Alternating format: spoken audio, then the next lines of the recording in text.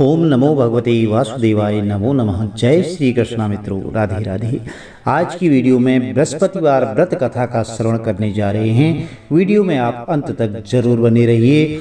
इस दिन बृहस्पतिश्वर महादेव की पूजा की जाती है। दिन में एक समय ही भोजन करें, पीले वस्त्र धारण करें, पीले पुष्पों से भगवान श्री हरिविष्णु का पूजन करें। भोजन भी चने की दाल का होना चाहिए।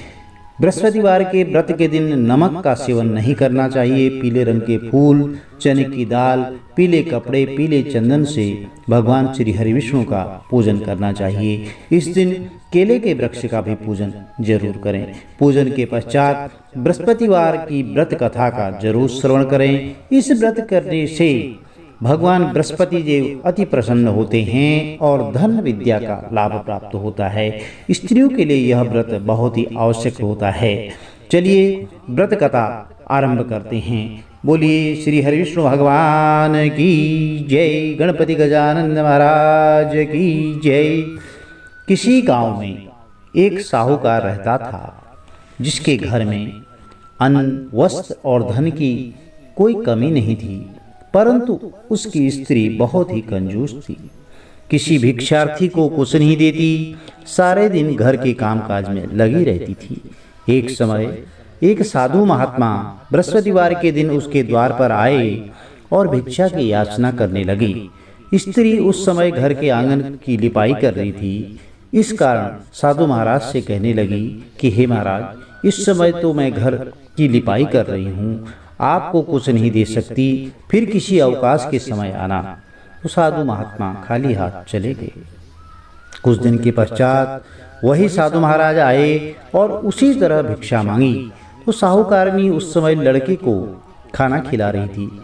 तो कहने लगी, महाराज मैं क्या करूं, अवकाश नहीं है, इसलिए आपको भिक्षा नहीं दे सकती।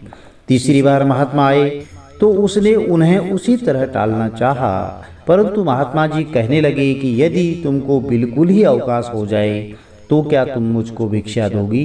तो साहूकारनी कहने लगी, हाँ महाराज, यदि ऐसा हो जाए तो आपकी बहुत बड़ी कृपा होगी। तो साधु महात्मा जी कहने लगे, अच्छा मैं तुम्हें एक उपाय बताता हूँ। तुम प्रत्येक बृहस्पतिवार को दिन चढ़ने पर उठो और सारे घर में झाड़ू लगा करके कूड़ा एक कोने में जमा करके रख दो।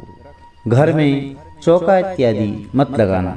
फिर स्नान आदि करके घर वालों से कह देना कि उस दिन सब हजामत अवश्य बनवाएं और रसोई बना करके चूल्हे के पीछे रखा करो, सामने कभी मत रखना। सायंकाल को अंधेरा होने के बाद दीपक जलाया करो और बृहस्पतिवार को पीले वस्त्र धारण मत करना, ना ही पीले रंग की चीज़ों का भोजन करना। यदि ऐसा करोगी तो तुम्हारे घर का कोई काम नहीं करना पड़ेगा।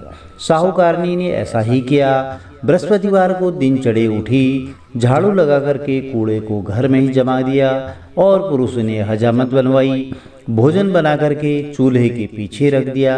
वह सब बृहस्पतिवार को ऐसा ही करती रही। अब कुछ काल के बाद उसके घर में खाने को दाना नहीं रहा। थोड़े ही दिन में वही महात्मा फिर आए और भिक्षा मांगने लगे, परंतु सेठानी ने कहा कि महाराज मेरे घर में खाने को अन्न नहीं है, आपको मैं क्या दे सकती हूँ? तो तब महात्मा ने कहा कि जब तुम्हारे घर में सब कुछ था तब भी तुम कुछ नहीं देती थी, और अब पूरा का पूरा अवकाश है तब भी तुम कुछ नहीं दे रही हो। तुम क्या चाहती हो वह कहो।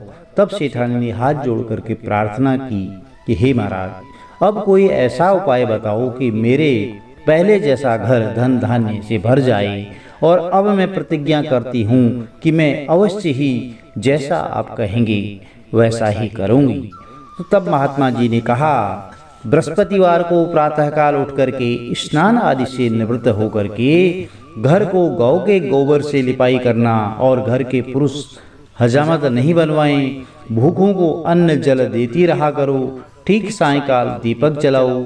यदि ऐसा करोगी तो तुम्हारी सब मनोकामनाएं भगवान बृहस्पति देव की कृपा से पूर्ण होंगी, तुम्हारे मनोरथ सिद्ध होंगे। सेठानी ने ऐसा ही किया और उसके घर में धन धान्य वैसा ही हो गया जैसा कि पहले था।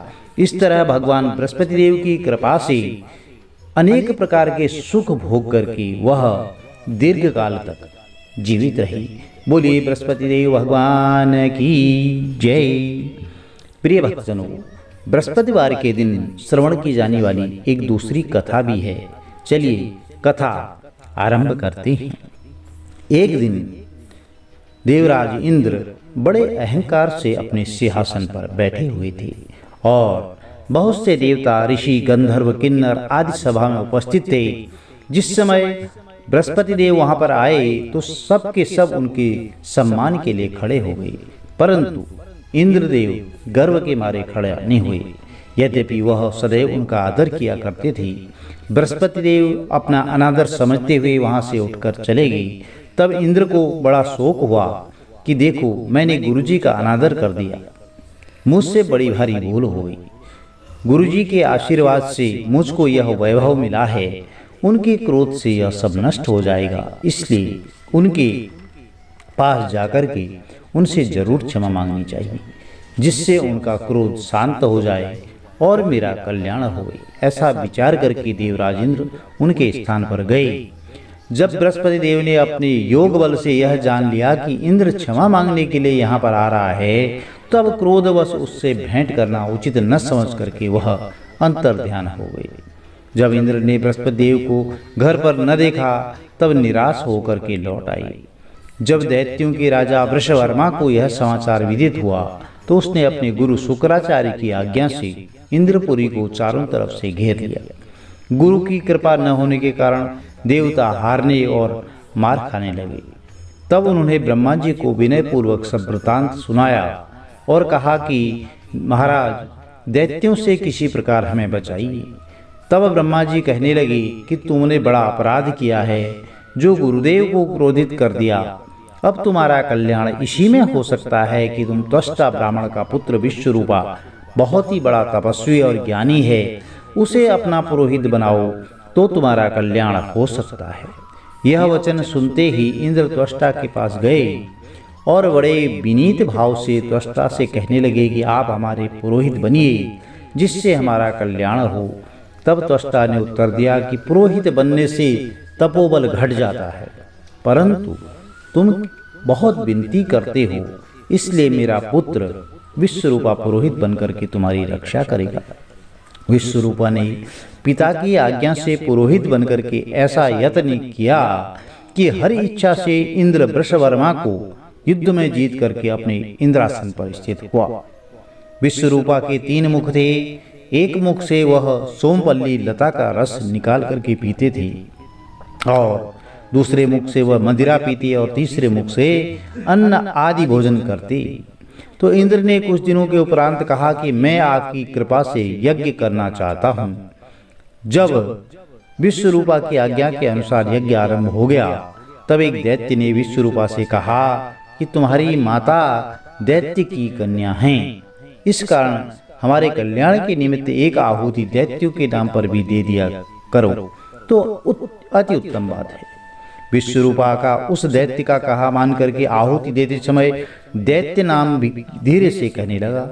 इसी कारण यज्ञ करने से देवताओं का तेज नहीं बढ़ा। इंद्र ने यह वृतांत जानते ही क्रोधित होकर के विश्वरूपा के 3 सिर जो है काट दिए। मद्यपान करने से भंवरा उत्पन्न हुआ। सोमपल्ली पीने से कबूतर और अन्न खाने वाले मुख से तीतर बन गया। तो विश्वरूपा के मरते ही इंद्र का स्वरूप ब्रह्म हत्या के प्रभाव से बदल गया और देवताओं के 1 वर्ष पश्चाताप करने पर भी ब्रह्म हत्या का वह पाप न छूटा। तो सब देवताओं के प्रार्थना करने पर ब्रह्मा जी देवगुरु बृहस्पति के पास आए। उस ब्रह्म हत्या के 4 भाग किए, उनमें से 1 भाग पृथ्वी को दिया। इसी कारण कहीं कहीं धरती ऊंची नीची और बीज बोने के लायक भी नहीं होती है।